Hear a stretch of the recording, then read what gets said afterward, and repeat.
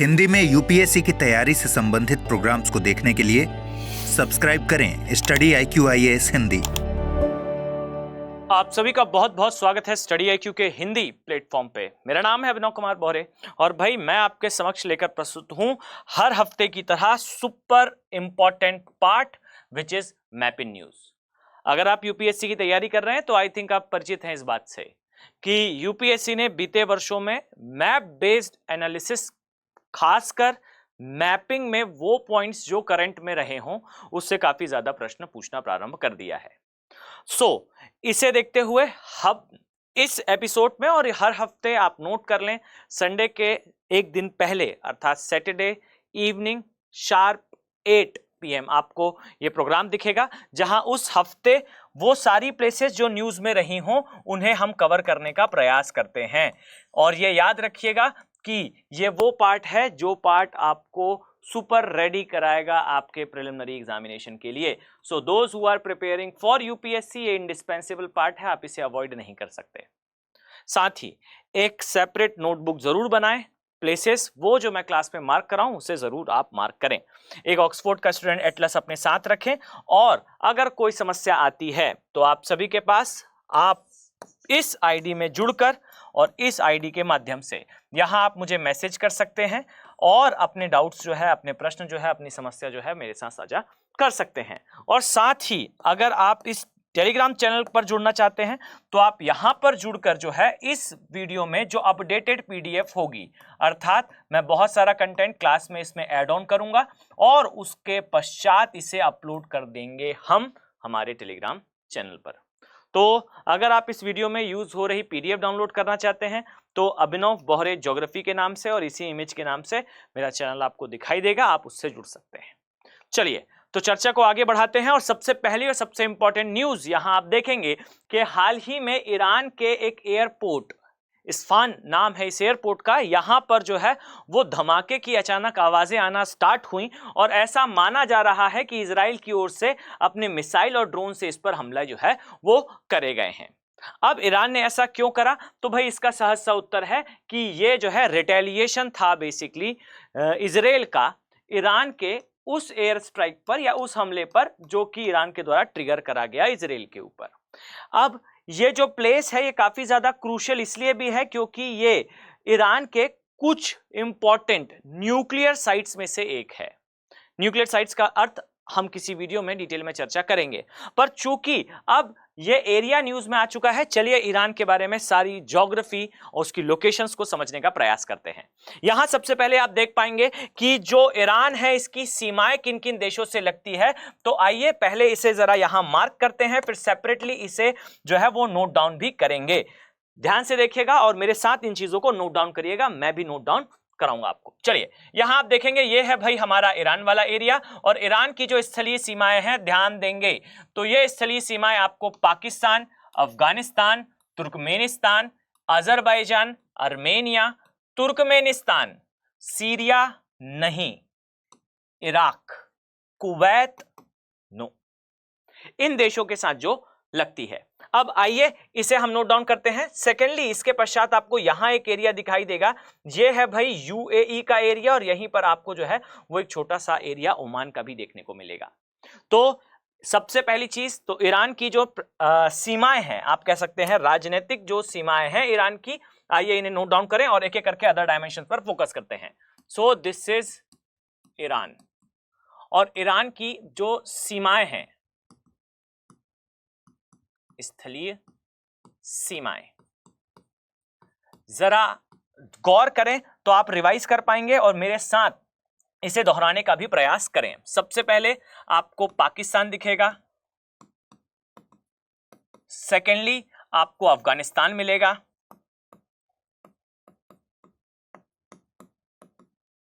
Thirdly आपको यहां पर तुर्कमेनिस्तान दिखेगा,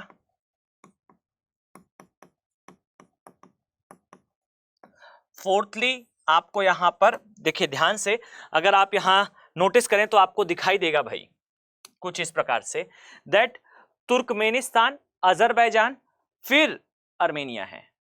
फाइन, अर्मेनिया और अजरबैजान इन देशों का आपस में विवाद चल रहा है तो इस पर थोड़ा सा फोकस करेंगे। तुर्कमेनिस्तान और तुर्की, ये दो देश जो है इनके मध्य स्थित हैं। डन। तो इसे थोड़ा सा अपने दिमाग पर सेटल रखिएगा दैट यहां पर आएगा हमारा तुर्की, तुर्की के बाद अजरबैजान,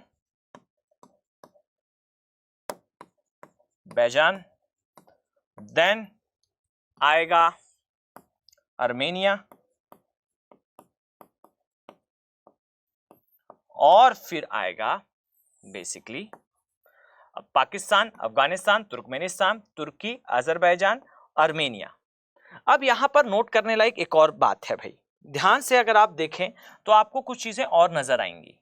यहां नोटिस करें जो इराक वाला एरिया है, ये इराक वाला एरिया इसे बेसिकली सेपरेट कर देता है यहां आने वाले सीरिया के पोर्शन से। तो इसे थोड़ा सा अपने दिमाग पर सेटल रखिएगा दैट जो इराक का एरिया है ये इसे सीरिया से अलग करता है। डन। अब ये पोर्शन हमारा कंप्लीट है। सेकेंडली यहां फोकस करें, अगर मैं आपको कहूं तो जरा ध्यान दें तो आपको एक बात समझ में आएगी कि भाई इसकी जो प्राकृतिक सीमाएं हैं ये दो जल राशियों से लगती हैं। दो जो जल राशियां हैं इनसे आपको मिलती हुई दिखाई देगी। कौन सी दो जल राशियां हैं? तो यहां फोकस करें। सबसे पहले आपको दिखाई देगा कैस्पियन सागर, कैस्पियन सी आपको दिखाई देगा। डन। और एक जो सीमा है ये आपको फारस की खाड़ी या हम कहें यहां आपको देखने को मिलेगा इस प्रकार से, ये वाला पोर्शन। फाइन, ये फारस की खाड़ी है, ये वाला एरिया दिखाई देगा। तो याद रखिए एक फारस की खाड़ी और एक कैस्पियन सागर, इससे जो है इसकी सीमाएं मिलती हैं। डन। तो यहां पर हम ऐड करते हैं फारस की खाड़ी। ओके। अब यहां नोटिस करिए कैस्पियन सागर से और भी देश जो है वो सीमा साझा करते हैं। जैसे आपको यहां दिखाई देंगे कुछ प्लेसेस, जैसे एक दिखाई देगा अजरबैजान, दूसरा दिखाई देगा तुर्कमेनिस्तान, देन आपको दिखाई देगा ईरान, और फिर जो है रशिया। तो ये जो कुछ देश हैं इन्हें भी आप माइंड पर सेटल रखिएगा कि ये जो है वो सीमा साझा करते हैं कैस्पियन सागर के साथ। तो दो जल राशियों से ईरान ने जो है वो बनाई भाई बॉर्डर्स। आइए अब हम थोड़ा और अंदर चलते हैं इसकी डिटेलिंग पर। ध्यान दें तो आपको कुछ चीजें यहां पर समझ में आएंगी। सबसे पहले तो ईरान के केस में हमें कुछ पर्वत दिखाई देंगे, इन पर्वतों को जरा ध्यान से देखें। इसके पश्चात आपको यहां पर कुछ झीलें दिखाई देंगी, इसे भी ध्यान से समझिएगा।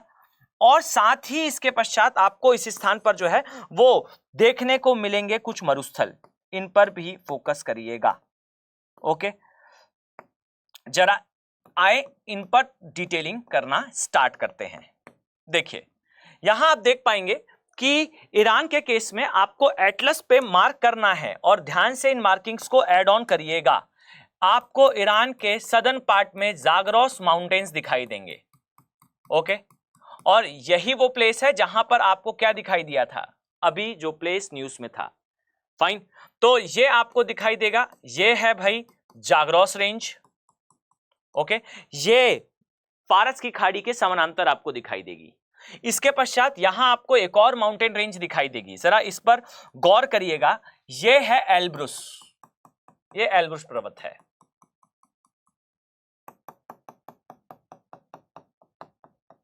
और याद रखिए यहां आपको सबसे ऊंची चोटी दिखाई देगी, और ये जो सबसे ऊंची चोटी है ये ईरान की हाईएस्ट पीक है, इसे कहा जाता है दामवद।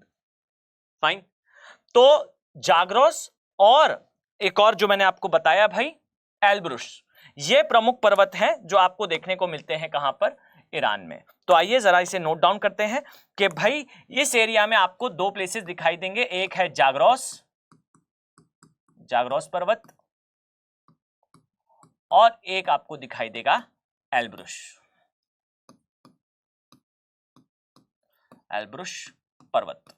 और ये याद रखिएगा कि यहीं पर हाईएस्ट पीक है, सबसे ऊंची चोटी है ईरान की, ईरान की सबसे ऊंची चोटी। डन। अब जरा ध्यान दें, यहां आपको एक बात नोट डाउन करनी है। याद रखिएगा कि जिस इलाके पर अटैक हुआ ये इलाका नियर बाय है जागरोस के, और जो एल्ब्रुस एरिया है इसके पास तेहरान है, कैपिटल ऑफ ईरान। फाइन। तो ये दोनों ही चीजें आपको नोट डाउन करनी है। दैट तेहरान आपको कहां दिखाई देगा, शायद आप रीड ना कर पा रहे हो तो इसे मैं हटा दूं। तो याद रखिए कि तेहरान वाला जो एरिया है ये कहां आ रहा है, तो Tehran is more nearer to Elbrus पर्वत। ठीक है, तो इसे भी हम नोट डाउन करते हैं दैट यहां पर कैपिटल वाला एरिया जो है वो आता है, जो तेहरान का एरिया है ये आपको दिखाई देगा मोर नियरर टू एल्ब्रुश। क्लियर। चलिए अब जरा ध्यान दें तो आपको दो प्रमुख झीलें यहां और देखने को मिलती हैं, इन्हें भी नोट डाउन करें और खासकर इस झील को जरा ध्यान से देखें। यहां आपको एक झील दिखाई देगी, लेक, यहां पर आपको दिखाई देगी कुछ इस तरीके से, just a second, lake Urmia. Fine, ये जो लेक है लेक उर्मिया, इसके लिए एक स्टेटमेंट याद रखिएगा, मैं यहां नोट डाउन भी कर देता हूं भाई। याद रखिए लेक उर्मिया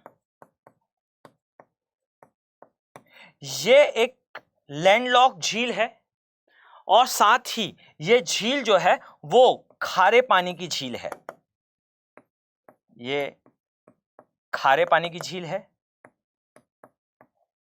और सबसे इंपॉर्टेंटली भाई याद रखिएगा कि ये मध्य पूर्व अर्थात मिडिल ईस्ट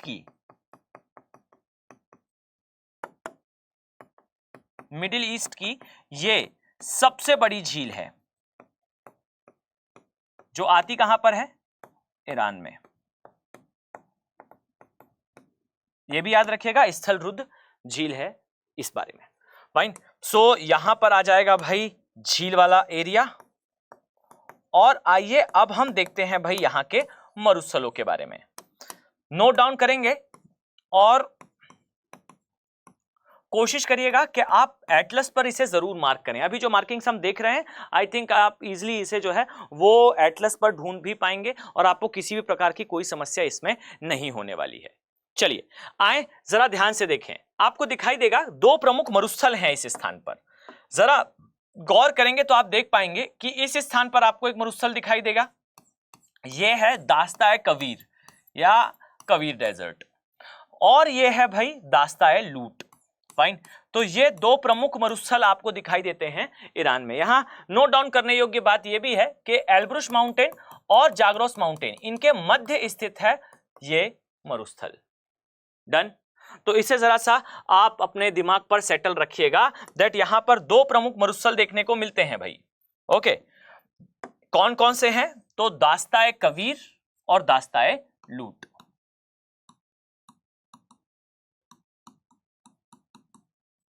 कबीर भी होता है और कबीर भी होता है। फाइन, और लूट। अब यहां पर नोटिस करिए और इसे नोट डाउन भी करिएगा, यह सबसे खारा मरुस्थल है। फाइन, यहां पर आपको नमक की चट्टानें दिखाई देंगी, नमक की चट्टानों वाला मरुस्थल भी इसे कहा जाता है। ओके, तो दास्ताए कबीर के लिए इस पॉइंट को नोट डाउन जरूर करें दैट इसे जो है वो नमक की चट्टानों वाला मरुस्थल भी कहा जाता है। दास्ताए लूट ये बेसिकली ईरान के जो है वो ईस्टर्न पार्ट में आता है, इसे भी थोड़ा सा आप नोट डाउन करेंगे।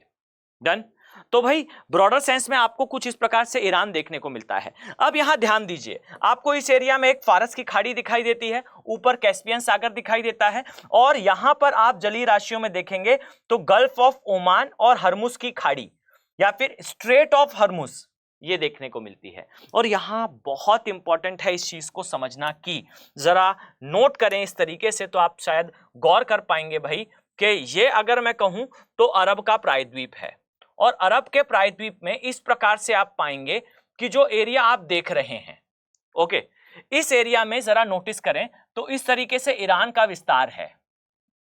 ओके, इस तरीके से कुछ आपको ईरान दिखाई देगा।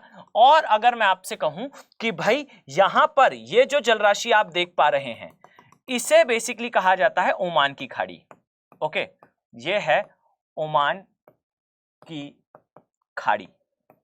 ओके, और ये है भाई फारस की खाड़ी। ये दोनों ही एरियाज आपस में कनेक्ट होते हैं हॉर्मुज की जल संधि के द्वारा। ये है हॉर्मुज जल संधि।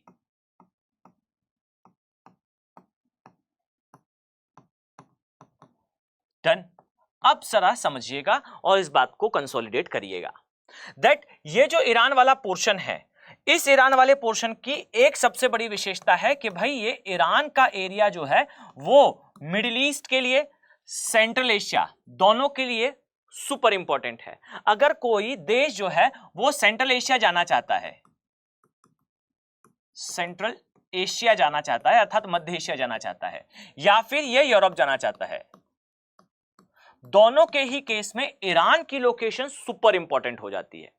अब यहां जरा नोटिस करें और इस चीज को नोट डाउन करें। याद रखिए कि इस वाले एरिया में आपको सहज रूप से देखने को मिलता है भाई कि यहां पर यूएई का विस्तार है। फाइन, यहां पर आपको यूएई दिखता है, okay, United Arab Emirates. Fine, यहीं पर आपको दुबई वाला एरिया दिखेगा। अब जो नीचे आप पोर्शन देख पा रहे हैं, जस्ट अ सेकेंड, जो नीचे आप पोर्शन यहां पर देख पा रहे हैं, ये एरिया कहलाता है भाई ओमान का एरिया। ओके, ये ओमान है। अब जरा नोटिस करिएगा, एक छोटा सा एरिया ओमान का आपको इस स्थान पर भी देखने को मिलता है, यानी कि ओमान हॉर्मुज के एरिया से सीमा बनाता है। This is a important thing, इसे जरूर जो है वो नोट डाउन करेंगे कि हॉर्मुज के एरिया में आपको ओमान का क्षेत्र देखने को मिलता है। यही वो कारण है जिस कारण से मैं आपको जो है वो बार बार मैप पर फोकस करने के लिए एम्फेसाइज कर रहा हूं। याद रखिए कि जनरल मैनर में जब आप देखेंगे तो आपको ओमान नीचे दिखाई देगा और यूएई जो है वो एमिरेट्स वाला एरिया ऊपर दिखाई देगा, परंतु यहां ध्यान से देखेंगे तो एक छोटा सा एरिया ओमान का यहां पर सिचुएटेड है।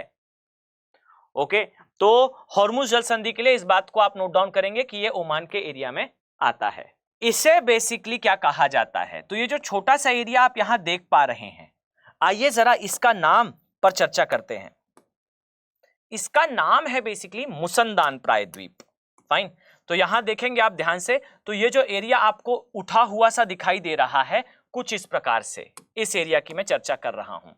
ये जो एरिया आपको कुछ इस तरीके से उठा हुआ दिखाई दे रहा है, याद रखिएगा इस एरिया में आपको कुछ इस प्रकार से देखने को मिलेगा कि भाई ये पोर्शन पूरा बेसिकली है यूएई का, ये एरिया है यूएई का, और ये ऊपर वाला एरिया जो है यहां पर थोड़ा सा आपको ओमान देखने को मिलता है। डन, याद रखें इसे बेसिकली कहा जाता है मुसंदान प्रायद्वीप। मुसंदान प्रायद्वीप, और इस प्रायद्वीप पर सिचुएटेड हैं दो नेशंस मेनली, एक है यूएई और एक है ओमान। तो इन दोनों को ही अपने माइंड पर सेटल डाउन रखिएगा कि यहां पर ओमान की खाड़ी है भाई, ओमान की खाड़ी, और इसके ऊपर जो है आपको फारस की खाड़ी दिखाई देगी, पर्शिया। किसी दिन डिटेल में फिर कभी चर्चा करेंगे कि इसे पर्शिया या फारस क्यों कहा जाता है। आई थिंक आप यहां तक की बातें समझ चुके हैं। चलिए तो हम आगे बढ़ते हैं और चर्चा को थोड़ा और आगे लेकर चलते हैं। तो भाई यहां आप देख पाएंगे कि जो एरियाज हैं इसमें अगर हम देखें तो ये जो पोर्शन आया भाई, झील वाला एरिया, कैस्पियन सागर वाला एरिया और फारस की खाड़ी वाला एरिया, इससे अगर हम आगे बढ़ते हैं तो यहां एक बात और नोट डाउन करिएगा, आपको कुछ बंदरगाह इंपॉर्टेंट देखने को मिलते हैं ईरान में। ओके, इसमें सबसे पहला तो आपको पता है भाई चाबहार पोर्ट, और ये जो पोर्ट है इस पर इंडिया जो है वो अपने इंटरेस्ट के अकॉर्डिंगली डेवलपमेंट भी कर रहा है। ठीक है, तो ये एरिया भी सुपर इंपॉर्टेंट हो जाता है। ये आपको दिखेगा इंडिया का पोर्ट भाई, चाबहार पोर्ट, इंडिया ईरान संयुक्त रूप से इसे डेवलप कर रहे हैं। इसके पश्चात यहां नोटिस करिए एक और बंदरगाह आपको मिलेगा, इसे कहा जाता है अब्बास पोर्ट। फाइन, ये किस लिए इंपॉर्टेंट है अभी मैं चर्चा करने वाला हूं। फाइन, इसके पश्चात आपको फर्स्ट ये हो गया जो गल्फ ऑफ ओमान के आसपास आएगा, इसके बाद जो अब्बास पोर्ट है ये फारसी खाड़ी में आएगा, और इसके पश्चात ये है पोर्ट भाई जिसे कहा जाता है खुमैन बंदरगाह। फाइन, या खुमीन बंदरगाह। ये बंदरगाह भी आपको फारस की खाड़ी में अर्थात गल्फ ऑफ पर्शिया में देखने को मिलता है। इसके अलावा आपको 3 बंदरगाह और देखने को मिलेंगे, जरा इस पर फोकस करिएगा। यहां आपको दिखाई देगा पोर्ट अजीम, फाइन, अजीम या फिर अंजलि,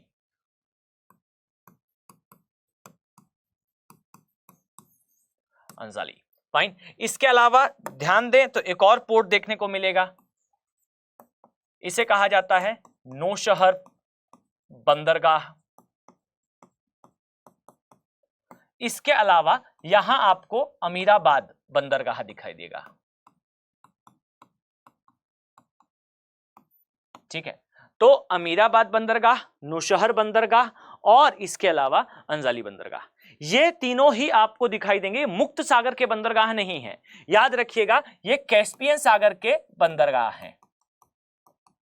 ओके, तो ये कैस्पियन सागर के बंदरगाह जो ऊपर की दिशा में है, और इसके अलावा नीचे जो आपको चाबहार दिखाई देगा, इसके अलावा अब्बास दिखाई देगा और खुमैन बंदरगाह दिखाई देगा या खुमीन बंदरगाह दिखाई देगा। ये बंदरगाह आपको फारसी खाड़ी में स्थित दिखाई देंगे। अब सुनिए कि क्यों ये सुपर इंपॉर्टेंट हो जाता है, बिकॉज याद रखिएगा इस वर्ड को, आई थिंक आप सभी ने कभी ना कभी लाइफ में अगर ठीक से पढ़ाई की है तो इस वर्ड को जरूर सुना होगा, जिसे कहा जाता है international north south transport corridor, अर्थात INSTC। ये वो कॉरिडोर है जिसका एस्टेब्लिशमेंट करा जा रहा है टू रिड्यूस द डिपेंडेंसी। हमारी डिपेंडेंसी कुछ ज्यादा ही हो चुकी है, अगर आप नोटिस करें तो, इस प्रकार से यहां से जाने के लिए। अब मिडिल ईस्ट में होने वाली कोई भी गतिविधि, किसी भी प्रकार का अगर वायलेंस होता है, यहां आप ध्यान दें तो यहां आपको दिखाई देगा ये किसका एरिया है, ये बेसिकली गाजा वाला एरिया है जहां हमास एक्टिव है। ओके, यहां आप पाएंगे कि ये वाला एरिया येमेन का एरिया है जहां हूती विद्रोही जो है वो एक्टिव है। इसके अलावा यहां पर हर एक प्रकार का other conflict, Siya Sunni conflict हो, अरब नॉन अरब कॉन्फ्लिक्ट हो, ये सारे कॉन्फ्लिक्ट्स का एरिया है ये क्षेत्र।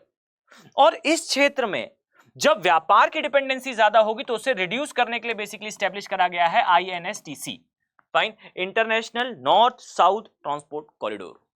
और ये जो कॉरिडोर है आप पाएंगे कि ये यहां हमारे रिस्पेक्ट में अगर हम देखें तो मुंबई से स्टार्ट होता है, पोर्ट अब्बास से होता हुआ आप पाएंगे कि अराल सागर से होता हुआ ये सीधा जाएगा भाई सेंट पीटर्सबर्ग तक, रशिया तक। यानी कि ये कॉरिडोर सुपर इंपॉर्टेंट हो जाता है उस ट्रेड को बाईपास करने के लिए जिसे वर्ल्ड अभी फॉलो कर रहा है। और शॉकिंगली ये बहुत इंपॉर्टेंट हो जाता है इंडिया के लिए। भाई क्यों इंपॉर्टेंट हो जाता है, तो पोर्ट अब्बास और पोर्ट चाबहार बिल्कुल निकटवर्ती हैं, नोट डाउन करिएगा इस बात को। और साथ ही आप पाएंगे कि जो ग्वादर पोर्ट है इंडिया के लिए सबसे बड़ी समस्या भाई, क्योंकि जो चाइना वाला एरिया है ये प्रोएक्टिव है इस स्थान पर, यानी कि चाइना जो है वो ग्वादर बंदरगाह को डेवलप कर रहा है, तो इसे मिरर करने का काम चाबहार करता ही है। तो भाई चाबहार हमें ग्वादर से भी सुरक्षा देगा, चाबहार हमें जो पोर्ट है उससे भी सस्टेनेबिलिटी दिखाई देगा। तो यहां अगर हम देखें तो जो चाबहार बंदरगाह है, आपको इस बंदरगाह के लिए कुछ बातें हमेशा याद रखनी चाहिए।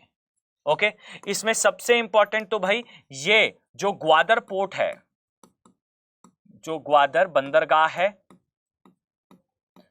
इसे प्रोएक्टिवली जो है वो मैनेज करता है, क्योंकि ये हमारे लिए सिरदर्द है, बिकॉज यहां पर चाइनीज इंटरवेंशन है। डन। इसके अलावा जो चाबहार बंदरगाह है ये हमारे लिए इसलिए भी इंपॉर्टेंट है because international north south transport corridor ये बेसिकली पास होता है, और ये पास होता है बेसिकली कहां से, तो भाई अब्बास बंदरगाह से, अब्बास पोर्ट से। डन। और इसके लिए आप माइंड में एक बात और याद रख सकते हैं भाई कि ये जो है ये मुंबई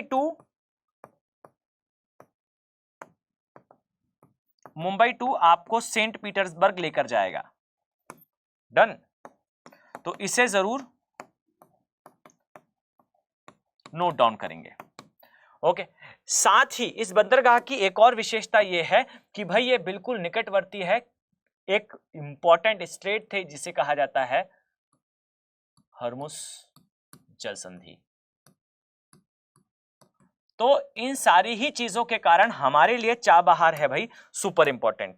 आई थिंक ये बात आपको पता है कि ये हमें सेंट्रल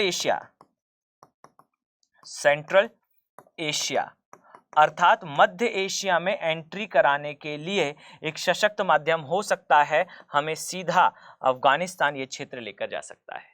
तो इन चीजों को आप विशेष तौर पर अपने नोट्स का पार्ट बनाएंगे भाई। चलिए आगे बढ़ते हैं और देखते हैं आगे कुछ प्रश्नों को, और वो प्रश्न जो आपके एग्जाम पॉइंट ऑफ व्यू से ही नहीं, इन अ जनरल सेंस भी काफी ज्यादा जरूरी है। अब जरा इस प्रश्न पर फोकस करें। यहां आप देख पाएंगे कि प्रश्न में पूछा गया है कि भाई निम्नलिखित युग्मों पर विचार करिए जो समाचार में उल्लेखित हैं उनके संदर्भ में।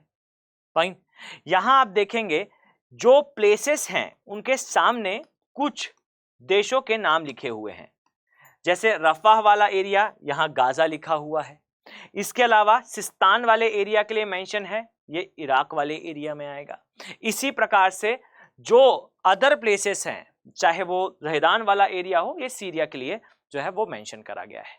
जरा इस वीडियो को यहां पॉज करिए और प्रयास करिए कि आप कमेंट सेक्शन में इसका उत्तर दें कि जो एरियाज हैं ये कौन सा एरिया किस क्षेत्र में जो है वो आता है। मैं उम्मीद कर रहा हूं कि मैं आप सभी के कमेंट जो है वो देखने वाला हूं कि भाई ये कौन से प्लेसेस कहां पर आते हैं। अगर आपको इसकी जानकारी नहीं है तो परेशान होने की आवश्यकता नहीं है, आगे अभी मैं इसके बारे में आपसे डिटेल में चर्चा करने वाला हूं। तो यहां ध्यान से देखें तो भाई सिस्तान वाला जो एरिया है, थोड़ा और अगर मैं दूसरे नक्शे पर आपको दिखाऊं तो बेटर तरीके से आप देख पाएंगे कि ये जो प्लेस आप देख रहे हैं सिस्तान का एरिया है। फाइन, यानी कि जो सिस्तान का एरिया है, ये पूरा नाम है इसका सिस्तान बलूचिस्तान। यहां पर ध्यान दें भाई, सिस्तान का जो एरिया है, बलूचिस्तान का जो एक्चुअल एरिया है, ये पाकिस्तान में आता है, लेकिन एक दूसरा क्षेत्र है ईरान का जिसे सिस्तान बलूचिस्तान कहा जाता है, ये आता है भाई प्रॉपरली ईरान वाले एरिया में। ठीक है, तो हो सकता है कभी एग्जाम में ये पूछा जाए कि भाई सिस्तान बलूचिस्तान कहां है, तो आप शायद कंफ्यूज हो जाएं। डन। अब ये प्रश्न क्यों पूछा गया, तो इसके पीछे का कारण है भाई, पाकिस्तान के द्वारा जो है वो ईरान के एक शहर है जिसे कहा जाता है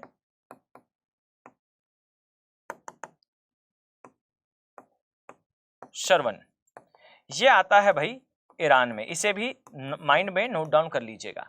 यहां पर बेसिकली पाकिस्तान ने जो है वो अटैक करा था, रिटेलिएशन था पाकिस्तान का, और ये इसीलिए था क्योंकि पाकिस्तान के एक प्लेस पर जो है वो अटैक करा था पहले ईरान ने। खासकर छोटी मोटी स्ट्राइक्स होती हैं ये करी गई थी, और पाकिस्तान का ये दावा था कि यहाँ पर जो है वो तालिबान की एक ब्रांच है, तहरीके तालिबान पाकिस्तान, फाइन, TTP कहा जाता है इसे। इसके कुछ ठिकाने थे इस एरिया में, उस पर उन ठिकानों को जो है वो टारगेट करने का प्रयास करा पाकिस्तान ने, ऐसा पाकिस्तान का भाई कहना है। चलिए, तो इस कारण ये एरिया सिस्तान का एरिया काफी इंपॉर्टेंट हो जाता है। आए इसकी जरा डिटेलिंग करते हैं। तो जैसा मैंने आपको बताया कि भाई ये घटना जो है कुछ इसी प्रकार से थी कि पाकिस्तान के कुछ एरियाज में जो है वो पहले ईरान ने, और फिर इसके रिटेलिएशन में पाकिस्तान ने जो है वो अपने अपने जो है अग्रेशन को शो करा था। अब यूपीएससी एस्पिरेंट के लिए कौन कौन सी चीजें इंपॉर्टेंट हो जाती हैं, तो यहां जरा ध्यान से देखिएगा। डन। यहां आप पाएंगे ये जो एरिया आपको दिख रहा है ये है सिस्तान एंड बलूचिस्तान। डन। अब जरा फोकस करिएगा, यहां आप देखेंगे तो यहां आपको दिखाई देगा साउथ खुरासान एरिया। डन। इसके पश्चात आपको केरमान एरिया दिखाई देगा, केरमान का एरिया, ये है साउथ खुरासान का एरिया। तो खुरासान, केरमान, और ये है भाई हॉर्मुज़गन। फाइन, ये हॉर्मुज़गन जो एरिया है ये एरिया, और यहां आपको फिर ओमान और यूएई का एरिया। तो ये बेसिकली कुछ प्लेसेस हैं ईरान के जो सीमा बनाते हैं भाई, जो एरिया अभी न्यूज में है सिस्तान बलूचिस्तान के साथ। डन। अब यहां पर कुछ रिवर्स को जरूर प्लॉट कर लें क्योंकि आगे हमें इनकी जरूरत भी पड़ने वाली है, और ये एरिया काफी क्रूशियल है भाई। मैं स्पष्ट करूं तो ये एरियाज आर सुपर इंपॉर्टेंट, इन्हें जरूर नोट डाउन करिएगा। यहां आपको दिखाई देगा कि एक नदी है हेलमंड नाम से। फाइन, ये एक नदी दिखाई देगी हेलमंड नाम से, ये अफगानिस्तान की रिवर है भाई। आगे हम अभी चर्चा करने वाले हैं, ये अफगानिस्तान की रिवर है जो इस एरिया में आ रही है। ओके डन, ये हेलमंड रिवर है। और फिर फराह रिवर ये आपको दिखाई देगी। इन दोनों ही रिवर्स पर जरा अपनी नजरें बनाए रखें, आगे मैं इस वीडियो में इन पर चर्चा करने वाला हूं। तो एक आपको दिखाई देगी भाई फराह रिवर, एक आपको दिखाई देगी हेलमंड रिवर, ठीक है। ये दोनों ही सिस्तान बलूचिस्तान की तरफ प्रवाहित होती हैं। डन, अब जरा इस एरिया पर फोकस करें, आपको कुछ चीजें नोट डाउन करनी है। अगर मैं आपसे कहूं कि ये प्लेस है जो इसके पहले न्यूज में था, ज़ेहदान, फाइन, ये हमारे प्रश्न का भी पार्ट था, ज़ेहदान वाला एरिया, ठीक। तो ज़ेहदान वाला एरिया कहां आता है, तो भाई ये आता है ईरान वाले पोर्शन में, ठीक है। तो जरा मैं आपको आपके प्रश्न का उत्तर दे दूं भाई, फिर हम जो है वो चर्चा करते हैं। तो ज़ेहदान का एरिया सीरिया में नहीं आता, ये ईरान में आता है। सिस्तान वाला एरिया इराक में नहीं, ईरान में आता है, तो भाई ये भी ईरान का एरिया है, ये भी भाई ईरान का ही एरिया है।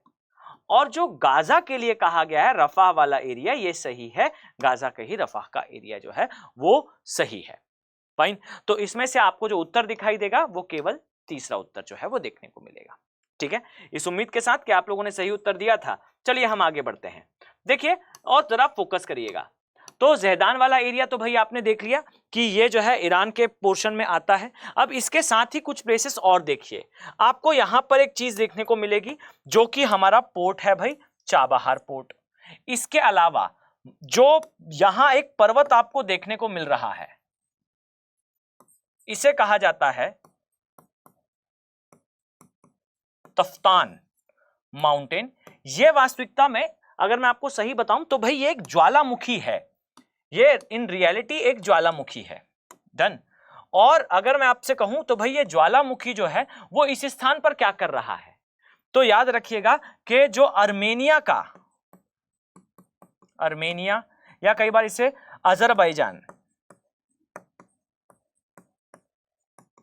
अजरबैजान की बेल्ट है जो ज्वालामुखियों के लिए काफी प्रसिद्ध है, इस बेल्ट का ये हिस्सा है। तो थोड़ा सा अपने दिमाग में ब्रॉडर सेंस में रखिएगा, मोटे मोटे तौर पर रखिएगा। किसी दिन जब जियोमॉर्फोलॉजी पर डिटेल में डिस्कशन करेंगे तो definitely I will let you know, मैं आपको जरूर बताऊंगा इस बारे में कि यहां पर अजरबैजान का नाम ही अजरबैजान एक माउंटेन के कारण है, और इस शब्द का ही अर्थ होता है ज्वाला, फाइन। तो यहां पर एक माउंटेन है जहां दशकों से जो है वो ज्वाला जल रही है, एक माउंटेन है जिसका नाम अजरबैजान है, और वहां पर लगातार जो है वो आग जल रही है, फाइन। कभी सर्च करिएगा इसे, ये उस बेल्ट का हिस्सा है जहां पर आपको एक माउंटेन, आपको एक ज्वालामुखी, ये रिलिक्ट है, ज्यादा एक्टिव नहीं है, ये आपको देखने को मिलता है, फाइन। नोट डाउन करें एरिया को। इसके अलावा यहां आपको एक झील भी देखने को मिलेगी, ये झील है लेक हमून झील, फाइन। तो सिस्तान वाले एरिया के लिए याद रखिएगा, सिस्तान वाले एरिया में आपको दो रिवर्स, जरा मैं इसे भी आपके लिए नोट डाउन करूं भाई, तो यहां ध्यान से देखें तो आपको एक चीज क्लियर हो जाएगी। ये है अगर ईरान का एरिया भाई, तो ईरान के एरिया में आपको कुछ चीजें इस प्रकार से देखने को मिलती हैं भाई। यहां आपको देखने को मिलेगा सिस्तान का एरिया, ये है भाई सिस्तान के एरिया में एक तो भाई यहां एक ज्वालामुखी वाला पर्वत है, डन। इसके अलावा यहां पर फरात, और यहां पर एक और रिवर जो मैंने आपको अभी बताई भाई, याद रखिएगा। जरा मैं आपको दिखाऊं तो कुछ इस प्रकार से ये जो हमारा हेलमंड रिवर है ये आपको देखने को मिलती है। ओके, जरा हम किस स्थान पर थे भाई, आइए, ये आपको देखने को मिलेगी, डन। साथ ही यहां पर आपको जो है हमून ये देखने को मिलेगी, ये याद रखिएगा कि ये सिस्तान बलूचिस्तान का हिस्सा है, डन। अब यहां पर आपने पहले देख रखा है इसलिए मैंने यहां लिखा नहीं था भाई, पर हम इसे लिख देते हैं, चाबहार बंदरगाह, फाइन। तो ये अगर हम फाइनली एक रफ मैप ड्रॉ करें तो यहां आपको जो है वो जाग्रोस दिखाई देगा, एल्ब्रुच दिखाई देगा, दास्ताए कबीर दिखाई देगा, दास्ताए लूट दिखाई देगा, सिस्तान बलूचिस्तान दिखाई देगा, और आपको यहां पर उर्मिल जो है वो लेक दिखाई देगी। यहां आपको जो है वो कैस्पियन सी का एरिया दिखाई देगा, कैस्पियन सी, और यहां पर फारस की खाड़ी। ये जो है कुछ आपको पोर्शंस देखने को मिलेंगे। ठीक है, तो आई होप आप लोगों ने इन चीजों को जरूर नोट डाउन करा होगा भाई। चलिए हम अपनी चर्चा को आगे बढ़ाते हैं और अगली जो है उस न्यूज पर फोकस करते हैं भाई। चलिए, यहां आप देख पाएंगे कि बीते कुछ दिनों में भारत में लगातार, अगर आप आईएएस की तैयारी कर रहे हैं और कुछ समय हो चुका है आपको तैयारी करते हुए, तो आपने एक बात नोटिस करी होगी भाई कि भारत में लगातार जो है वो रामसर साइट्स को घोषित करा जा रहा है। और उसी क्रम में अभी से कुछ समय पुरानी खबर है, बट हमारे एग्जाम पॉइंट ऑफ व्यू से जरूरी है, इसीलिए प्रिलिमिनरी एग्जामिनेशन के पहले मैं इसे आपको एक्स्ट्रा क्लियरिटी के साथ क्लियर करना चाहता हूं दैट भारत में बीते दिनों में जो 5 नए वेटलैंड्स हैं ये ऐड करे गए थे। फाइन, अब इन 5 वेटलैंड्स को अगर हम देखें तो ये मेनली जो है तमिलनाडु और कर्नाटका राज्य में आते हैं। और इसी के साथ भारत में वेटलैंड्स की जो संख्या है वो 75 से बढ़कर अब 80 हो चुकी है। लगभग 13 लाख हेक्टेयर का क्षेत्र जो है, इसके आसपास का क्षेत्र भारत में अब वेटलैंड्स के एरिया में, रामसर कन्वेंशन के एरिया में आता है। ओके, तो ये कुछ चीजें हैं जो आपको पता होनी चाहिए। आप यहां पर देख पाएंगे कि वो जो 5 वेटलैंड्स हैं इनमें से तमिलनाडु में जो है वो मेनली 2 आते हैं। यहां आप देखेंगे तो सबसे पहले जो है वो आपको दिखाई देगा लॉन्गवुड शोला। फाइन, ये रिजर्व है, ये तमिलनाडु में आता है लॉन्गवुड नाम से। और इसके अलावा करावेती बर्ड सेंचुरी ये आती है भाई तमिलनाडु में। डन। इसके अलावा जो बचे हुए 3 हैं ये आते हैं बेसिकली कर्नाटका में। नोट डाउन करेंगे तो एक है भाई जिसे कहा जाता है अंकसागर, अंक समुद्र या सागर कई बार लिखा होता है, अंक समुद्र, ये आपको दिखाई देगा, ये कर्नाटका में है। इसके अलावा ये है अग्नाशिनी, और ये है भाई मगादी।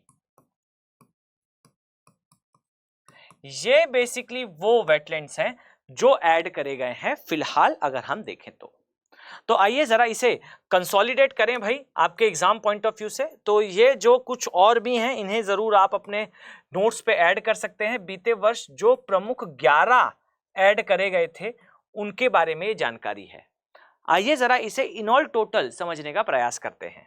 फाइन, तो यहां आप देखेंगे जरा हम ऐड करें तो सबसे पहले भाई रामसर कन्वेंशन के बारे में कुछ जानकारी लें। पहली बात तो जो रामसर कन्वेंशन है, ये कन्वेंशन प्रारंभ कब करा गया था? तो याद रखिएगा ये कन्वेंशन स्टार्ट हुआ था 1971 में, 1971 में, और ये स्टार्ट हुआ था भाई ईरान से। ठीक है, तो ये ईरान से स्टार्ट हुआ था रामसर कन्वेंशन 1971 में। इस रामसर कन्वेंशन में बेसिकली आर्द्रभूमि जो क्षेत्र हैं, आर्द्रभूमि क्षेत्रों के संरक्षण की बात है। डन। तो ये आर्द्रभूमि क्षेत्र के संरक्षण के बारे में चर्चा करते हैं। इसके तहत भारत में अब कितने एरियाज आ चुके हैं? तो अब भारत में कुल मिलाकर जो है वो आप पाएंगे कि नियर अबाउट 80 एरियाज अब एडेड हैं, 80 क्षेत्र जो है वो जोड़े गए हैं। साथ ही ये भी याद रखिएगा कि ये जो 80 एरियाज हैं इनमें से सबसे ज्यादा कहां आते हैं? तो अब सबसे ज्यादा जो है वो तमिलनाडु में देखने को मिलेंगे। सबसे अधिक जो है वो आपको देखने को मिलेंगे तमिलनाडु में। इसके अलावा एक चीज और आप नोट डाउन कर सकते हैं, वो ये है कि वो आर्द्रभूमि क्षेत्र जो कि रामसर कन्वेंशन का पार्ट हैं। इसका अर्थ यह है कि ये प्राकृतिक रूप से महत्वपूर्ण है। डन। लेकिन वो जो महत्वपूर्ण भी हैं तथा खतरे के निशान के आसपास आ चुके हैं। फाइन। और इसे जरूर नोट डाउन करें। वाई? बिकॉज ये एग्जाम पॉइंट ऑफ व्यू से और भी ज्यादा इंपॉर्टेंट है। अर्थात वो जो खतरे के करीब हैं। अर्थात अगर मैं सिंपल वर्ड्स में अगर आपसे कहूं भाई, तो वो क्षेत्र जो आर्द्र भूमि है और समाप्त होने की कैटेगरी के आसपास जा रहे हैं, याद रखिएगा उनके लिए एक अलग रिकॉर्ड बनाया जाता है और इसे बेसिकली कहा जाता है मॉन्ट्रियक्स रिकॉर्ड। Montreux record. और इस मॉन्ट्रियक्स रिकॉर्ड में भारत के 2 एरियाज आते हैं। इसे जरा नोट डाउन कर लें। एक है भाई जिसे कहा जाता है हमारा लोकटक झील। ये लोकटक झील जो है वो कहां आती है? तो याद रखिएगा ये आती है मणिपुर में। ये नॉर्थ ईस्ट की सबसे बड़ी ताजे पानी की झील है। सबसे बड़ी ताजे पानी की झील है। लेकिन कहां की भाई? नॉर्थ ईस्ट की, उत्तर पूर्व की। इसके अलावा यहां पर आपको केबुल लामजाओ, केबुल लामजाओ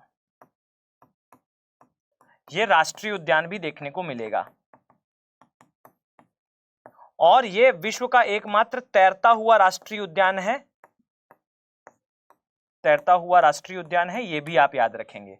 और ये एकमात्र प्राकृतिक निवास बचा हुआ है सांगई का।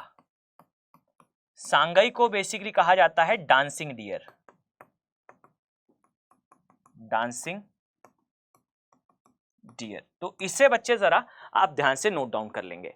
इसके अलावा मॉन्ट्रियक्स रिकॉर्ड में एक और प्लेस है जिसे कहा जाता है भाई, जो भरतपुर वाइल्ड लाइफ सेंचुरी है वहां पर केवला देव झील के पास, या केवला देव झील, केवला देव झील। ये केवला देव झील बेसिकली आती है राजस्थान में। तो ये प्लेसेस जो है आपको देखने को मिलेंगे रामसर कन्वेंशन में, वो एरियाज जो मॉन्ट्रियक्स रिकॉर्ड के अंतर्गत आते हैं। फाइन। तो ये आपके एग्जाम पॉइंट ऑफ व्यू से इंपॉर्टेंट है, इसलिए हमने इसे देखा। आइए जरा कुछ प्रश्नों पर जो है वो फोकस करते हैं। यहां आपसे पूछा गया है निम्नलिखित कथनों पर विचार करिए या संदर्भ पर विचार करिए। फाइन। यहां वही प्लेस हैं लगभग जो हमने अभी देखे हैं भाई।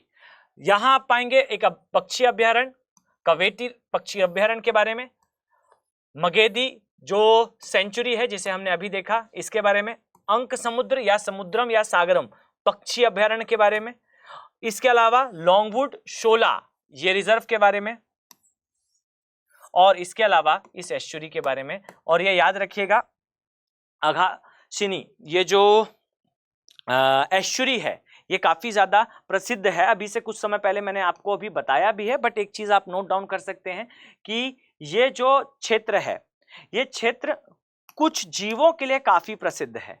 चलिए पहले आप इस पर फोकस करिए, इसके पश्चात हम इसके उत्तर पर आते हैं। तो चूंकि आपने इन चीजों को पहले अभी इस वीडियो में ही देखा है, तो प्रयास करिए कि इन क्षेत्रों को जरा आप बता पाएं कि इनमें से जो है वो पश्चिमी घाट में कौन कौन से अवस्थित हैं।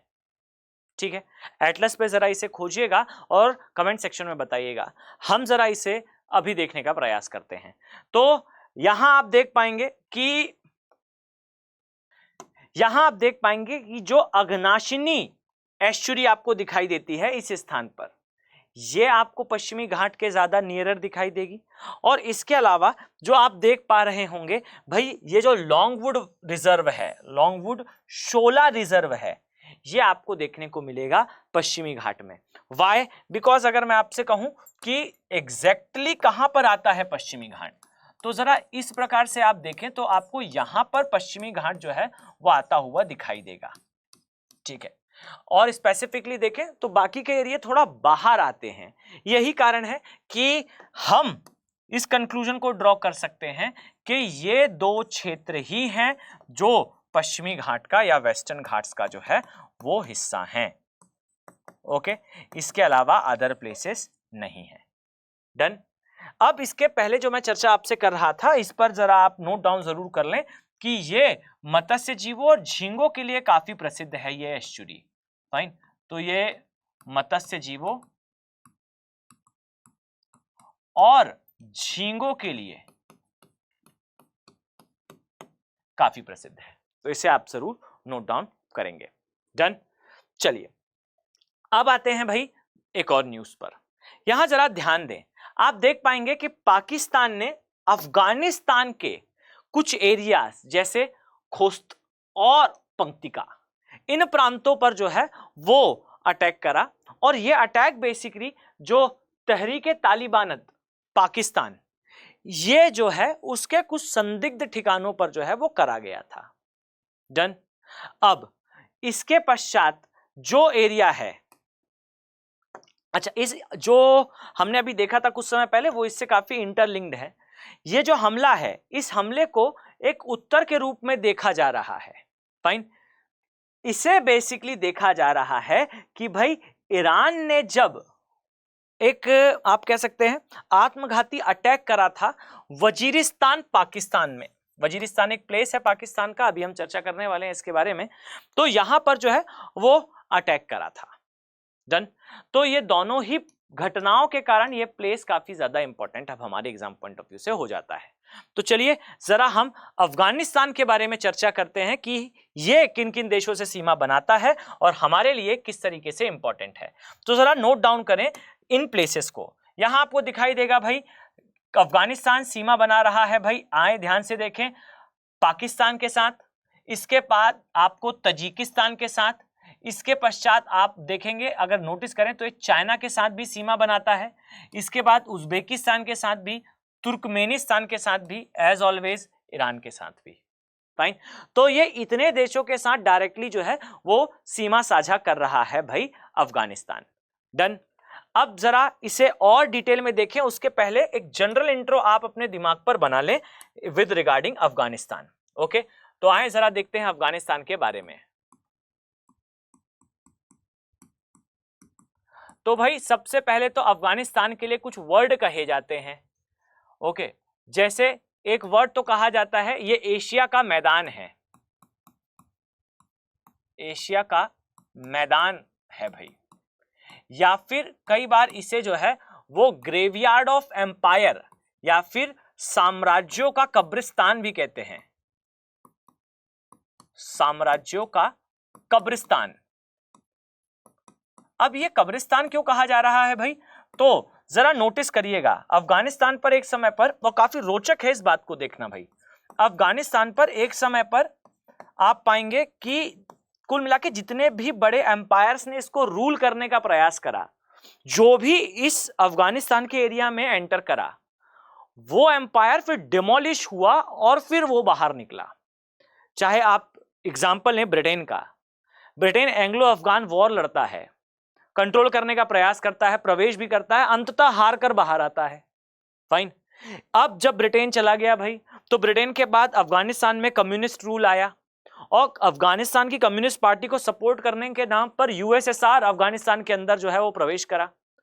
अफगानिस्तान के अंदर यूएसएसआर का कंट्रोल बढ़ ना जाए, इस कारण ही तो वेल नोन फैक्ट है भाई ये कि एक समय पर यूएसए के द्वारा प्रोवाइड करे गए धन से, यूएसए के द्वारा भेजे गए पैसे से अफगानिस्तान के अंदर तालिबान का जन्म हुआ। ये जो होली वॉर है इसके बारे में सबसे ज्यादा जोर जोर से चिल्लाने वाला देश कौन था, तो भाई ये वर्ड देने वाला कोई और देश नहीं, यूएसए ही था। भले ही चिल्ला कोई और रहा था, स्पॉन्सर्ड बाय यूएसए। एक बहुत वेल नोन फैक्ट है भाई ये कि एक समय पर जिस ओसामा बिन लादेन को किल करा है यूएसए के कमांडोज ने, उसी ओसामा बिन लादेन का डायरेक्ट रीच हुआ करता था व्हाइट हाउस पे। फाइन, तो यूएसए चाहता था कि भाई अफगानिस्तान के अंदर से सोवियत यूनियन बाहर निकल जाए, इस कारण वहां के जो नॉन कम्युनिस्ट लोग हैं जो कि कम्युनिस्ट रूल के अगेंस्ट लड़ रहे थे, उन्हें बेसिकली स्पॉन्सर करा। अब स्पॉन्सर करने के लिए भाई यूएसए किसी और कॉन्टिनेंट में आता है, अफगानिस्तान या ये एरिया किसी और कॉन्टिनेंट में आता है, इस कारण से पाकिस्तान को बना लिया गया यूएसए के द्वारा अपना पपेट।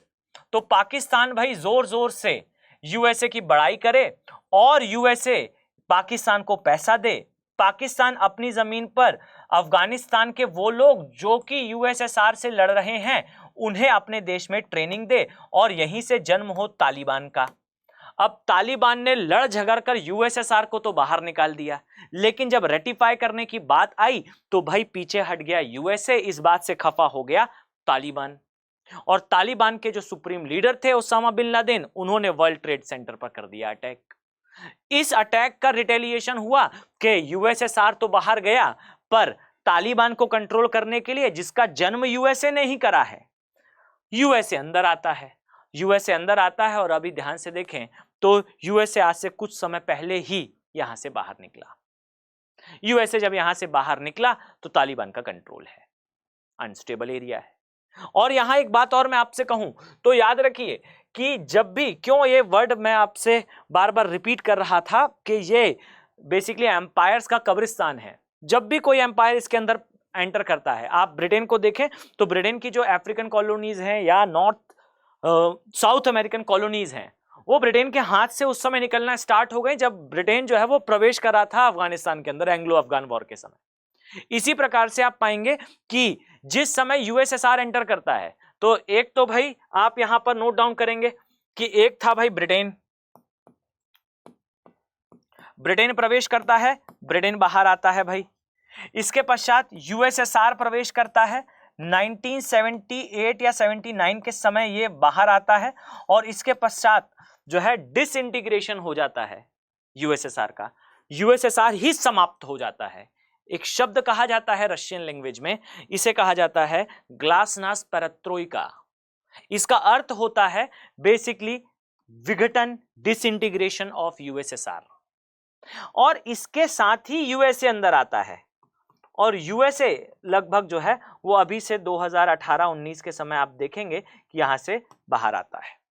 और जरा नोटिस करिएगा जो 19-20 के समय की ये घटना है, जब यूएसए बाहर आता है इस क्षेत्र से, उसी के अगले वर्ष, उसी के लगभग 4 महीने बाद एक नोटिस इशू करता है बेसिकली कौन? Basically Russia. रशिया ये कहता है कि भाई नेटो का पार्ट नहीं बनेगा। कौन? यूक्रेन। अगर यूक्रेन बनता है, नवंबर की शायद नवंबर-दिसंबर की घटना है, सितंबर के आसपास जो है यूएसए बाहर निकला था। नवंबर में एक फाइनल नोटिस के तौर पर जो है वो रशिया ने रेफरेंडम दिया, रशिया ने जो है अपना नोटिफिकेशन निकाला कि भाई अगर यूक्रेन डिमांड करता है पार्ट बनने की तो Russia will attack. Fine. World without Russia is nothing, ये एक लाइन थी जो काफी ट्रिगर हुई।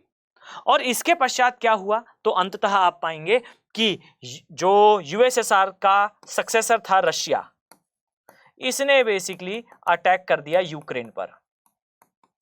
अब आप कहेंगे कि सर यूक्रेन पर अटैक करने से भाई यूएसए का क्या लेना देना? तो एक बात याद रखिएगा कि ये अटैक इतना लंबा है, ये एक साउंड है, एक आर्टिकल आया था उस पर एक चर्चा की गई थी, ये एक साउंड है बेसिकली यूएसए की हेगेमनी को चैलेंज करने का, यानी कि यूएसए का जो वर्चस्व है उसे चैलेंज कर रहा है Russia by invading Ukraine. Fine.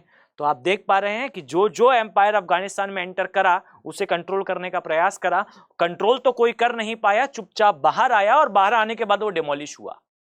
Britain हो, यूएसएसआर हो या फिर यूएसए हो। फाइन। आई थिंक आप इस चीज को, इस जियोपॉलिटिक्स को बेहतर तरीके से समझ चुके हैं। चलिए आगे बढ़ते हैं। ध्यान दें तो आइए जरा अफगानिस्तान के भूगोल के बारे में, इसकी ज्योग्राफी के बारे में समझने का प्रयास करते हैं। डन। तो जरा यहां ध्यान से देखें तो अफगानिस्तान के एरिया में आप पाएंगे सबसे पहले तो आपको एक माउंटेन दिखाई देगा, इसे कहा जाता है हिंदू कुश पर्वत या हिंदू कुश माउंटेन। तो ये एरिया आपको दिखाई देगा हिंदू कुश पर्वत के नाम से। क्लियर? अब इस हिंदू कुश पर्वत में आप एक चीज ध्यान दें तो यहां से ही मेनली सारी नदियां निकलती हैं अफगानिस्तान के लिए। इसमें से एक नदी तो आप यहां अभी ही नोट डाउन कर सकते हैं। याद रखिए ये एक रिवर है जिसे कहा जाता है काबुल नदी, और ये काबुल नदी जो है वो प्रवेश कर जाती है कहां? सिंधु नदी में। ठीक है, तो सिंधु की एक सहायक नदी बेसिकली कहां से आती है? एक ट्रिब्यूटरी कहां से आती है? अफगानिस्तान से। डन।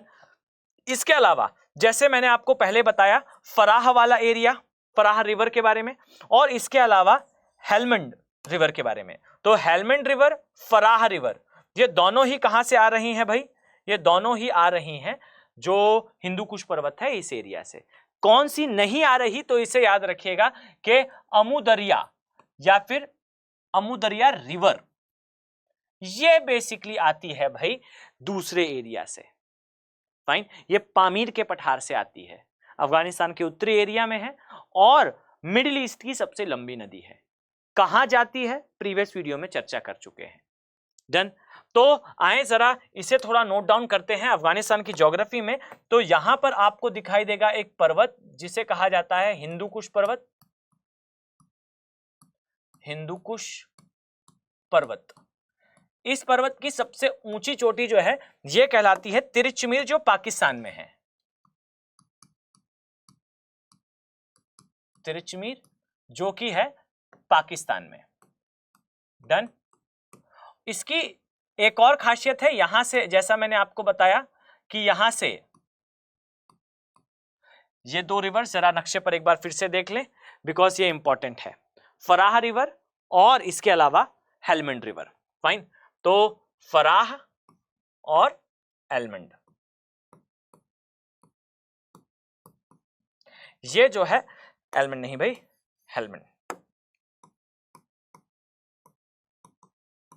ये रिवर जो है वो दोनों नदियां जो है यहां से उद्गम लेती हैं।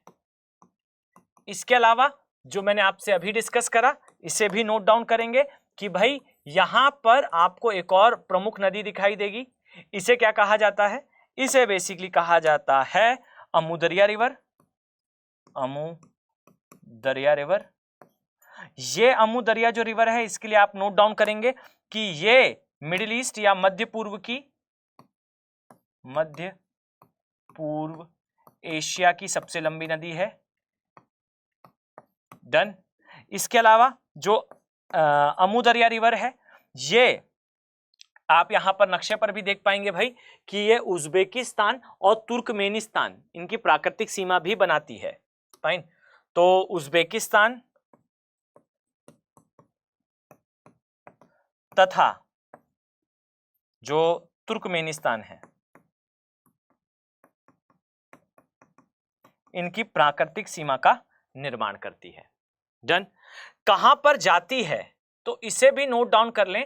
ये वैसे आपको पता होना चाहिए भाई, हमने पहले इसे पढ़ रखा है, पर फिर भी याद रखिए अमू दरिया जो रिवर है ये रिवर जाती है अराल सागर में। अराल सागर में, और ये अराल सागर भी काफी न्यूज में रहा है। याद रखिएगा अराल सागर सूख रहा है और इसकी डस्ट जो है वो साइबेरिया वाले एरिया तक को इफेक्ट कर रही है। इसलिए कहा जा रहा था कि चेर्नोबिल 2.0 कहीं ना बन जाए अराल सागर मध्य पूर्व के लिए, मिडिल ईस्ट के लिए, ठीक है, और सेंट्रल एशिया के लिए। ठीक है, तो ये याद रखिएगा ये अराल सागर है, ये सूख रहा है और यहां पर अमू दरिया और सिर्रे दरिया, ये दो नदियां जो है वो जा रही हैं और लगभग अराल सागर जो है अब केवल 10% ही शेष रह गया है, बाकी पूरा अराल सागर सूख चुका है। डिटेल में अगर देखना चाहते हैं तो मैंने अपने एक वीडियो है जिसमें बताया अराल सागर चेर्नोबिल बन रहा है, उस वीडियो में आप जाकर इसे जो है वो देख सकते हैं। 3 भाग में विभाजित हो चुका है, मध्य अराल, दक्षिण अराल और उत्तर अराल। फाइन, ये 3 भाग में जो है वो भागों में बट चुका है। फाइन, ये अफगानिस्तान और खासकर जो है वो अफगानिस्तान से कुछ निकलने वाली नदियों का ड्रेनेज एरिया है। अमू दरिया के लिए एक पॉइंट और याद रख सकते हैं अगर आप इसे याद करना चाहें तो। याद रखिए पामीर के पठार से जो है वो उद्गम लेती है, पामीर के पठार से ये उद्गम लेती है। वाटर ड्रॉप इफेक्ट में सारी चीजें याद रखनी है। आई थिंक आपने इन चीजों को जरूर नोट डाउन कर लिया है। फाइन, चलिए अब जरा कुछ और चीजों पर डिटेलिंग से चर्चा करते हैं। ठीक है, यहां आप कुछ चीजें देख पाएंगे। पहला तो यहां नोट डाउन करें, नौशाक नाम से एक माउंटेन दिख रहा है आपको। ये जो नौशाक माउंटेन है ये आता है भाई बेसिकली हिंदू कुश में। फाइन, ये है नौशाक पर्वत। ये जो पर्वत है याद रखिएगा कि ये अफगानिस्तान की सबसे ऊंची चोटी है। डन। अफगानिस्तान की सबसे ऊंची चोटी, तो आप इसे थोड़ा सा दिमाग पर नोट डाउन करेंगे। तो ये नौशाक पर्वत अफगानिस्तान की सबसे ऊंची चोटी, नक्शे पर हमने देखा कि अफगानिस्तान के जो उत्तरी भाग है वहां पर यह हमें देखने को मिलती है। डन, एक पॉइंट यहां आपने नोट डाउन करा। इसके अलावा जरा यहां ध्यान से देखिए, कुछ चीजें आपको और भी देखने को मिलेंगी। यहां आप देख पाएंगे कि एक मरुस्थल है, एक रेगिस्तान है जिसका नाम रेगिस्तान है। फाइन, एक मरुस्थल है जिसका नाम है बेसिकली रेगिस्तान मरुस्थल। तो एक रेगिस्तान मरुस्थल यहां आपको दिखाई देगा। इसके अलावा यहां आपको एक और दास्ताए मार्गो, ये एक मरुस्थल दिखाई देगा, और एक और मरुस्थल देखने को मिलेगा दास्ताए खस, खस या खास। फाइन, जरा मैं इसे हटा दूं और फिर से आपको इसके दर्शन कराऊं। तो नोटिस करिए यहां पर दास्ताए खास या खस, फाइन, ये मरुस्थल दिखेगा।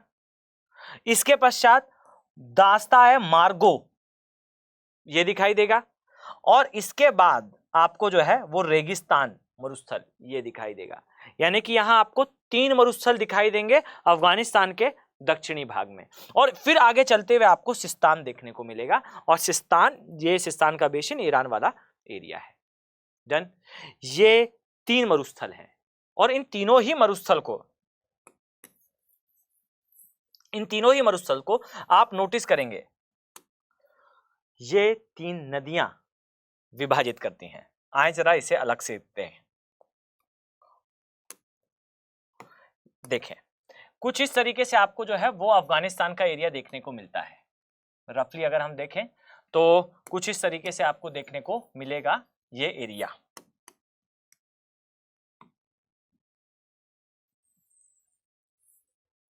रैंडम शेप है अफगानिस्तान का भाई, तो ज्यादा परेशान होने की आवश्यकता नहीं है। फाइन, तो यहां आपको 3 मरुस्थल देखने को मिल रहे हैं। कौन कौन से हैं?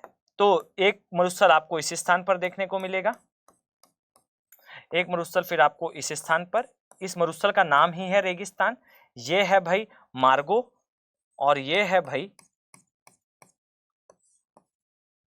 खास।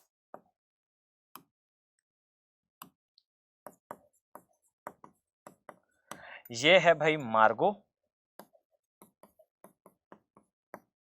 और ये है भाई रेगिस्तान मरुस्थल।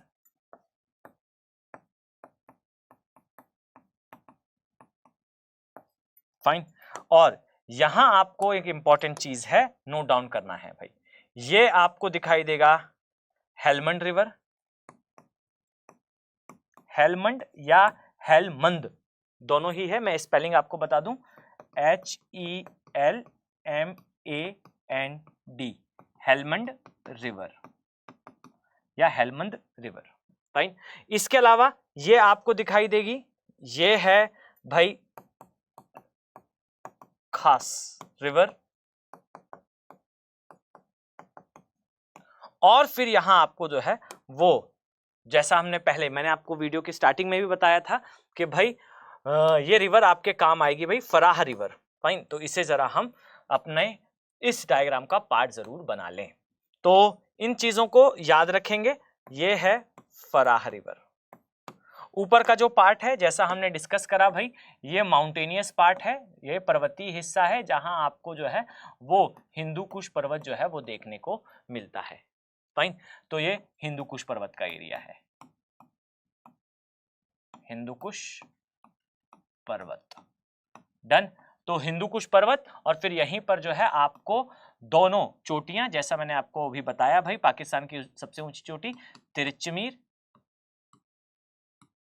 ये, और नौशाक ये आपको देखने को मिलती है। ये पाकिस्तान में,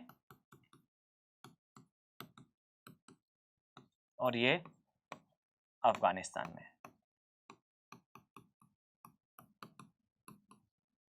फाइन, तो ये आपको देखने को मिलती हैं, इसे जरूर नोट डाउन करें। This is for Afghanistan. तो जब कभी आप इस पीडीएफ को देखें तो आपको किसी प्रकार की कोई समस्या ना हो, इस कारण मैंने इसे यहाँ पर मेंशन कर दिया है। फाइन, चलिए भाई अब हम जरा आगे बढ़ते हैं और इस प्रश्न पर विचार करिए।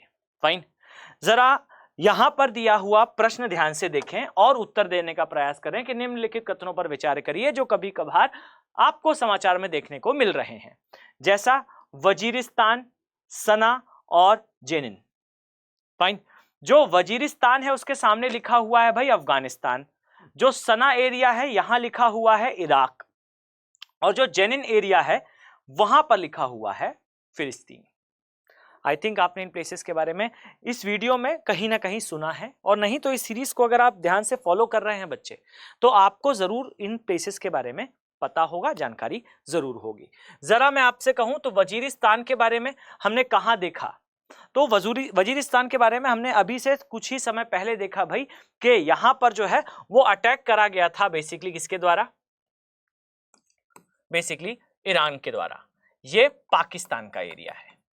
डन। इसके अलावा जो सना वाला एरिया है, यहां अगर मैं आपको बताऊं तो ये एरिया बेसिकली यमन की कैपिटल है जिस पर हूती विद्रोहियों का कब्जा है। फाइन, कुछ इस तरीके से आप देख पाएंगे, ये है बच्चे यमन का एरिया, ठीक है, ये है यमन का एरिया, ये लाल सागर है, और ये एरिया बेसिकली हूती जो विद्रोही हैं, रिबेल्स हैं, उसके कंट्रोल में है। यमन का ये पूरा पार्ट ही आप पाएंगे कि बेसिकली हूती विद्रोहियों के कब्जे में है, और यही तो भाई सारे सरदर्द की जड़ बना हुआ है। फाइन, ये है भाई गल्फ ऑफ एडन या अदान की खाड़ी। ओके, अदान की जो खाड़ी है ये वो वाला एरिया है। डन। अब जो जेनिन वाला एरिया है ये आता है भाई बेसिकली फिलिस्तीन के एरिया में, जो कि हमारे प्रश्न के उत्तर में, हमारे प्रश्न के स्टेटमेंट में सही पुट करा गया था। यानी कि इस प्रश्न का उत्तर हो जाएगा भाई वजीरिस्तान जो है ये अफगानिस्तान में नहीं पाकिस्तान में आता है। जो सना एरिया है ये भाई कभी भी इराक में नहीं, ये बेसिकली यमन में आता है। और थर्डली जो जेनिन वाला एरिया है ये फिलिस्तीन में आता है, ये सत्य है भाई। फाइन, तो इनमें से जो है वो केवल एक जो है वो सही उत्तर है। ओके, तो आई थिंक आप इसे बेहतर तरीके से समझ पाए हैं। ओके, अब यहां जरा ध्यान से देखें, जो नेक्स्ट हमारी न्यूज है इस पर जरा फोकस करिएगा। ओके, यहां पर बताया गया कि बीते दिनों जो कॉन्गो लोकतांत्रिक गणराज्य है इसमें एक महिला प्रधानमंत्री को जो है एज अ प्रमुख चुना गया, इस कारण ये प्लेस काफी ज्यादा न्यूज में आ जाता है, democratic Republic of Congo. Fine, तो ये काफी इंपॉर्टेंट है, और ये इसलिए भी इंपॉर्टेंट है चूंकि यहां पर मैंने मेंशन भी करा है भाई कि 1990 के दशक से यहां पर लगातार जो है वो संघर्ष चल रहा था। अब कुछ शांति आई है तो ये प्लेस हमारे लिए इंपॉर्टेंट हो जाता है, तो आइए इसके बारे में जरा चर्चा करते हैं। फाइन, तो यहां आप देख पाएंगे डेमोक्रेटिक रिपब्लिक ऑफ कॉन्गो, इसकी सीमाएं सबसे पहले जरा आप नोट डाउन करें भाई, इंपॉर्टेंट प्लेस है, अफ्रीका से यूपीएससी प्रश्न पूछा कर रहा है, तो ध्यान से इन चीजों को नोट डाउन करेंगे। याद रखिए डेमोक्रेटिक रिपब्लिक ऑफ कॉन्गो ये कौन कौन से देशों से सीमा बना रहा है, तो सबसे पहले भाई मलावी आपको दिखाई देगा, इसके पश्चात जाम्बिया दिखाई देगा, अंगोला दिखाई देगा, और खासकर गैबन दिखाई देगा, रिपब्लिक ऑफ कॉन्गो, एक है भाई democratic Republic of Congo. Fine, और एक है Republic of Congo, central African Republic, south Sudan वाला एरिया, युगांडा वाला एरिया, रवांडा वाला एरिया, बुरुंडी वाला एरिया। फाइन, तो इन देशों के साथ डेमोक्रेटिक रिपब्लिक ऑफ कॉन्गो सीमा बनाता है। यूपीएससी ने इससे सीधा प्रश्न भी पूछा है, तो याद रखिए अगर मैं आपको प्रश्न दिखाऊं तो ये पूछा गया था भाई कॉन्गो बेसिन जो है वो कौन कौन से देशों में विस्तृत है, सीधा प्रश्न आया था यूपीएससी में, इसलिए इसे जरूर याद रखिएगा, एग्जाम पॉइंट ऑफ व्यू से जरूरी है, इस प्रकार के प्रश्न जो है वो यूपीएससी पूछा करता है। तो आइए जरा डेमोक्रेटिक रिपब्लिक ऑफ कॉन्गो के बारे में चर्चा करते हैं।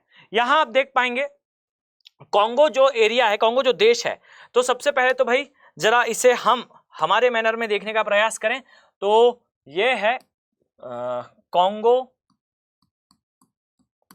लोकतांत्रिक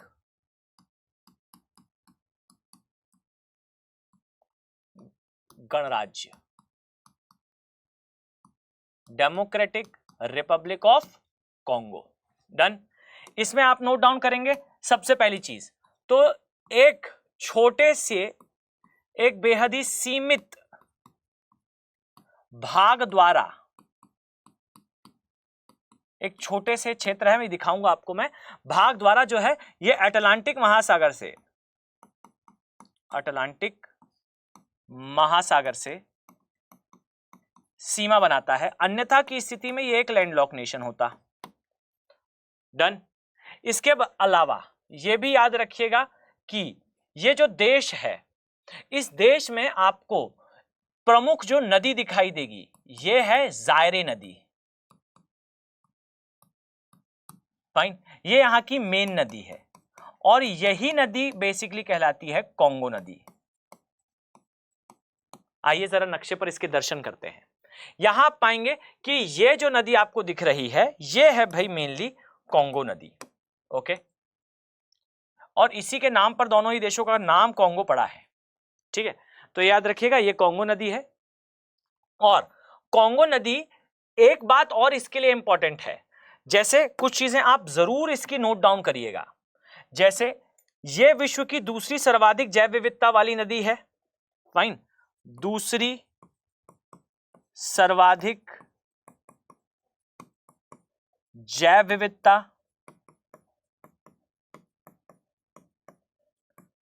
वाली नदी है। अब आपके दिमाग में प्रश्न आएगा तो पहली कौन सी है, तो नोट डाउन कर लें। पहली जो है वो अमेजन नदी है। मुझे बताने की आवश्यकता नहीं है कि अमेजन नदी दक्षिण अमेरिका में आती है। इसके अलावा ये दूसरी सबसे लंबी नदी है भाई, दूसरी सबसे लंबी नदी है अफ्रीका की। तो सेकेंड लॉन्गेस्ट रिवर है ये अफ्रीका की। मुझे बताने की जरूरत नहीं है कि फर्स्ट कौन सी है। फर्स्ट है भाई बेसिकली हमारी नील नदी, नील नदी। Fine, Nile river. ओके, इसके अलावा यह भी याद रखिएगा कि कॉन्गो नदी जो है वो 2 बार बेसिकली कट करती है, 2 बार जो है ये काटती है।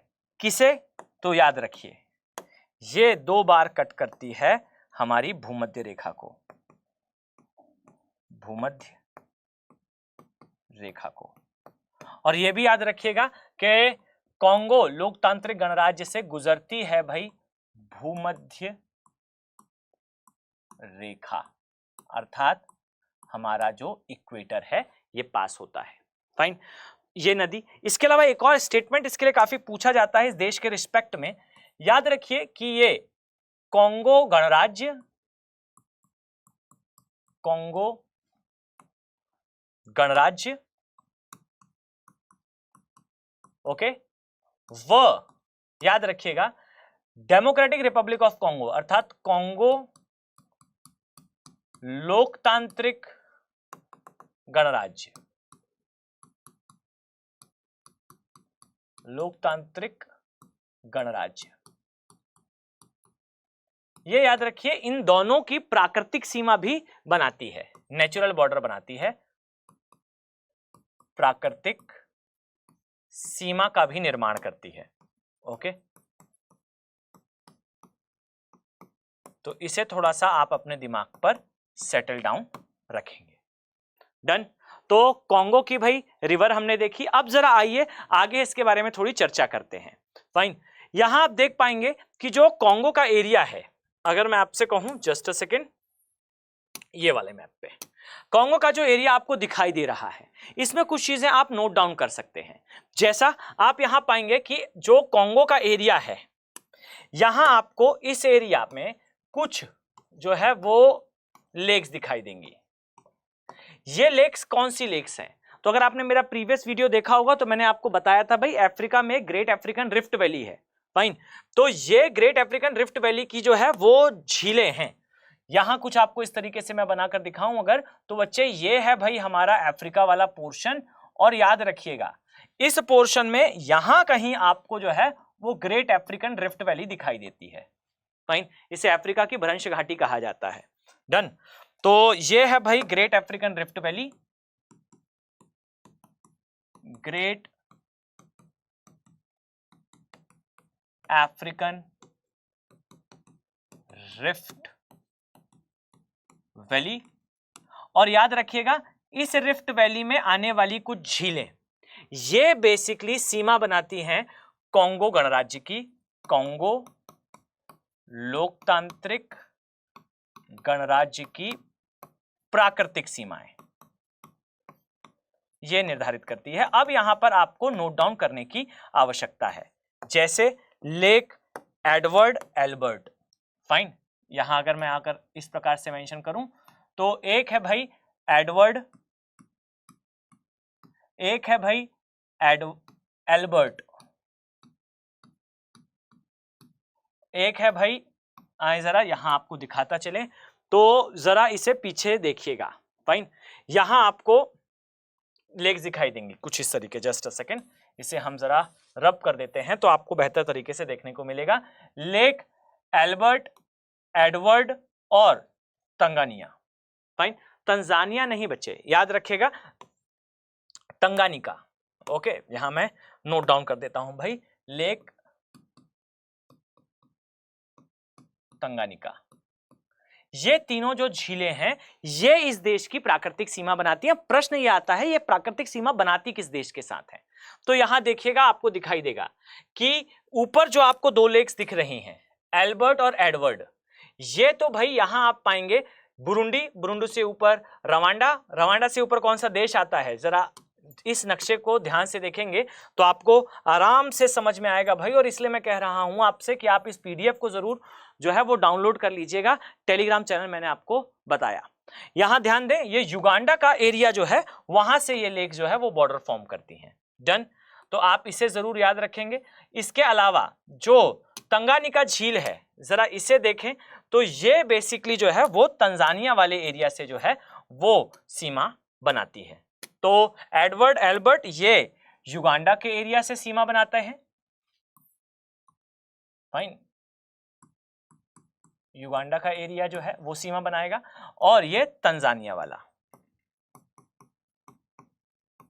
डन, इसे आप लोग जरूर नोट डाउन करें। इसके अलावा यहां जरा ध्यान दें तो आपको जो है दो माउंटेन दिखा देंगे। एक है भाई मिटुंबा माउंटेन,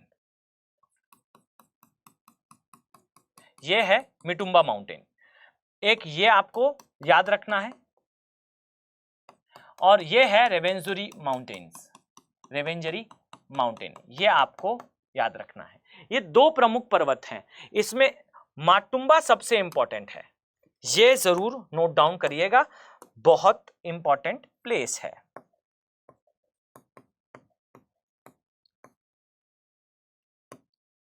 पर्वत ये बेसिकली पूर्वी सीमा निर्धारित करता है, पूर्वी सीमा का निर्माण करता है किसकी, हमारे डेमोक्रेटिक रिपब्लिक ऑफ कॉन्गो की।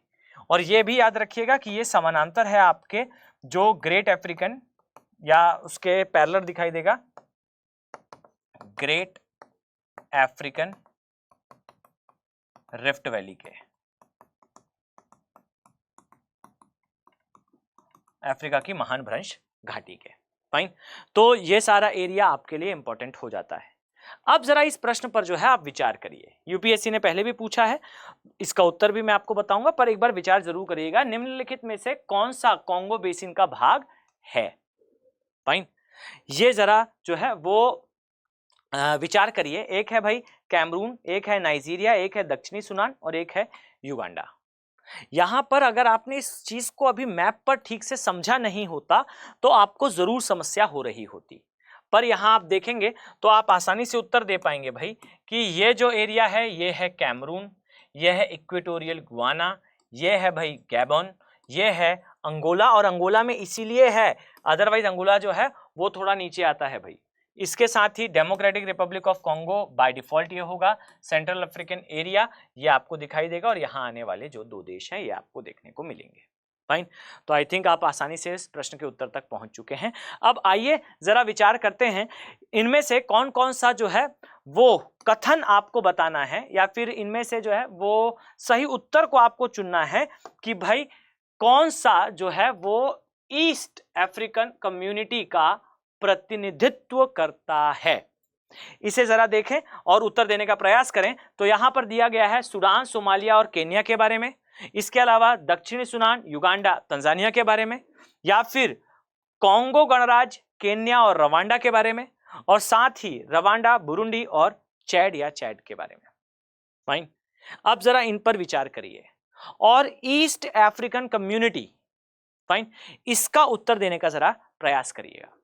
अगर मैं आपसे कहूं तो ईस्ट अफ्रीकन कम्युनिटी जो है आपको ये कुछ इस प्रकार से देखने को मिलती है, जहां आपको सूडान वाला एरिया, खासकर ये डेमोक्रेटिक रिपब्लिक ऑफ कॉन्गो वाला एरिया, और ये सारे प्लेसेस जो है केन्या और ये युगांडा, ये प्लेसेस देखने को मिलते हैं। स्पेसिफिकली अगर मैं आपसे कहूं तो इसमें जो देश आते हैं नोट डाउन जरूर करिएगा। यहां आपको देखने को मिलेगा कि मेनली 7 कंट्रीज जो है वो आती हैं, 7 देशों का यहां पर जो है वो समूह है।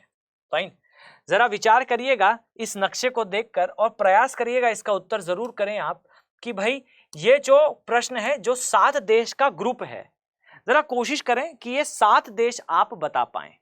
ओके, मैंने हिंट करा है 7 नेशंस। अब जो नेक्स्ट हमारा लेक्चर होगा उस लेक्चर में मैं इसी प्रश्न के उत्तर के साथ आपके जो आगे के टॉपिक्स होंगे उसे कवर करने का प्रयास करेंगे। डन? तो जरूर प्रयास करें कि आप जो है इस प्रश्न का उत्तर दे पाएं कि ईस्ट अफ्रीकन जो कम्युनिटी है ये आपको कौन कौन से देशों को कवर करती हुई मिलेगी। अब जरा याद रखिए, इस वीडियो में मैंने बहुत सारी चीजें ऐड ऑन करी हैं इस पीडीएफ में। अगर आप अपडेटेड बच्चे पीडीएफ को डाउनलोड करना चाहते हैं तो ये मेरा टेलीग्राम चैनल है, आप आसानी से इस टेलीग्राम चैनल से इस पीडीएफ को डाउनलोड कर सकते हैं। चलिए, इस उम्मीद के साथ कि आप सभी को ये लेक्चर जो है वो इंपॉर्टेंट रहा होगा आपके लिए। हम मिलते हैं इसी प्रकार से एक नेक्स्ट वीडियो में। Have a very nice day. Thank you. Hindi में यूपीएससी की तैयारी से संबंधित प्रोग्राम्स को देखने के लिए सब्सक्राइब करें स्टडी IQ IAS हिंदी।